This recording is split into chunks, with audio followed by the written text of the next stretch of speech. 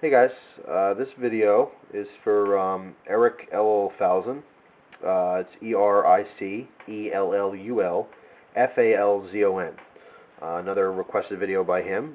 He wanted to actually see this balisong in particularly, but I figured while I had the case out and the camera out, I might as well show all three of these. Because I figured eventually someone will request to see the other ones. So why not just show it now, right? So let me move my camera up a little bit. The first one I'll show that he wanted to see is this CCC, is what I call them. All three of these are charming China Cheapos, or crappy China cheapo, however you want to come up with. But mostly they're lesser quality balisongs, much cheaper. All three of these were originally in the $10 to $20 range, brand new. This one has black aluminum scales. Now what appears to be white or silver dots. One person had said, let me see the balisong with the diamonds in it. It's just little drill marks into the aluminum, and they make these nice shiny little holes, or not holes, but divots. It's on both sides. This is a sandwich construction balisong. Actually, all three of these are, meaning that you have, and the most cheap balisongs will have sandwich construction, meaning you have two separate flat pieces for the handle, and then a little spacer that separates them. It's cheaper to do, so you'll find it on cheaper knives. It's, like I said, it is aluminum. I believe this is just, I don't know if it's anodized black or painted on. To anodize aluminum or titanium is it's an electric process where you're actually electrifying the material, and different voltage levels will give you different colors. For the most part, I think this is just some kind of covering or coating. I don't think it's really anodized, but it's very, very light, almost too light to flip. For me anyway. I think that's a personal preference, how light or heavy you want your balisong, but it is extremely light because of that aluminum and the sandwich construction. It has a Kris style blade. That's spelled Kris. I think it's Indonesian design. You may want to correct me if you know that's wrong. But the Kris blade is wavy.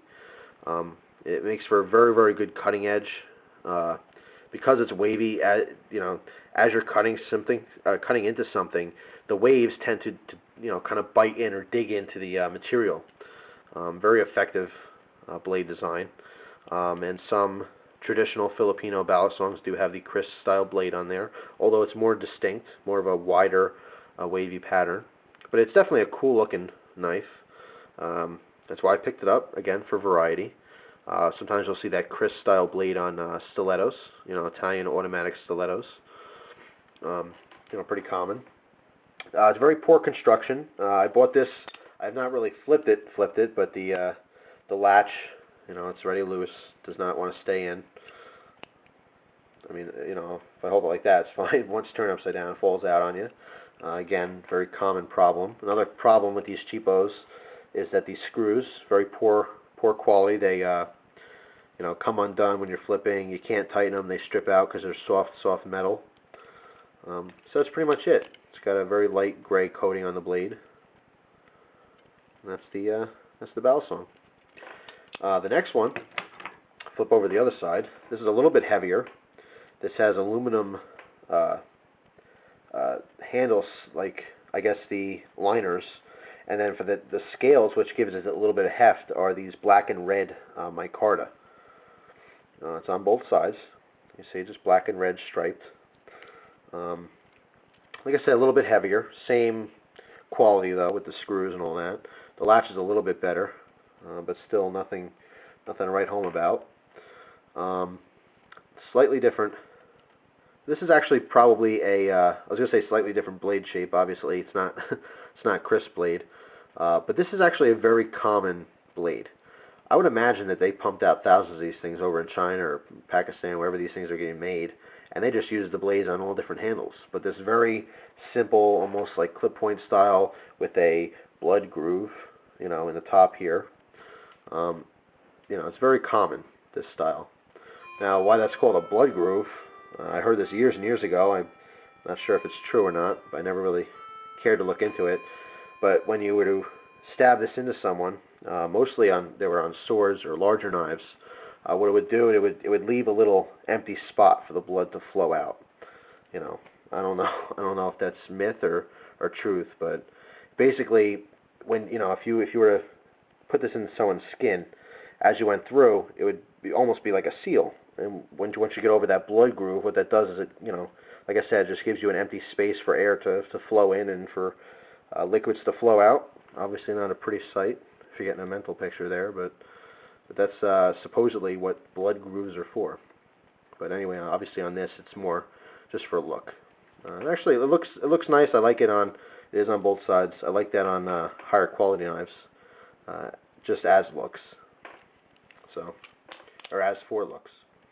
But anyway, this is another cheapo one. It's a little bit better, in my opinion. If you see these Micarta version ones, a little bit better than, say, this, but still nothing to brag about. But again, I got these because of I actually really like the look of the black and red Micarta. But I didn't expect much from the knife, and I believe the original price tag was like $15. So, for the most part, you get what you pay for. This last knife, I actually like a lot. It's too bad it's poor construction. It's not. It's probably better than the other two that are here, but it's still, again, nothing to brag about. The biggest feature it has is these curved handles. Now, the curved handles are very, very hard to get used to at first. If you're interested in a good balisong, a very high quality balisong with these curved handles, I would definitely recommend the Bradley Mayhem, Mayhem.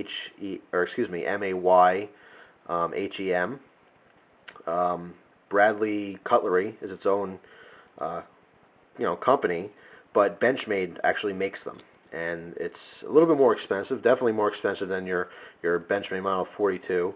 I think they run a little over $200, like $230 or so.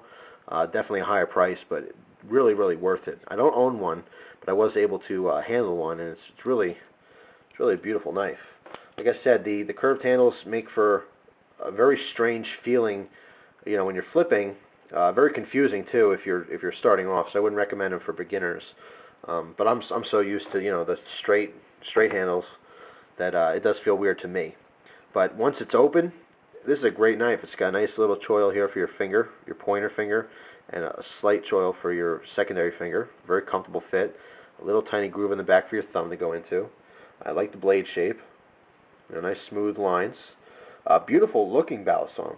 Really looks nice. A little bit heavier, aluminum. Again, same deal, sandwich construction, but instead of back spacers, they just use these screws as spacers. There's a little tube in between the screws. That's what keeps the handles apart in the bottom. But it's actually a really nice design. I wish this was made by a decent company, but it's definitely cool. Again, something different, a new design I don't have, so thought I'd add it to the collection. So those are the 3 balisongs that I have not showed yet, and hopefully you, like I said, in the future, someone probably would eventually, looking for stuff to ask for videos. They would have said, "Hey, let me see those curved hand bally, the curved handle." And actually, you know what? I apologize because someone did, I believe, ask to see a video on this one. I think I forgot to write it down. So please accept my apologies, whoever you are out there. Now that I'm doing this video, I do remember someone did request this. I just couldn't remember who. So anyway, I hope that was enjoyable for you. And those are the 3 balisongs.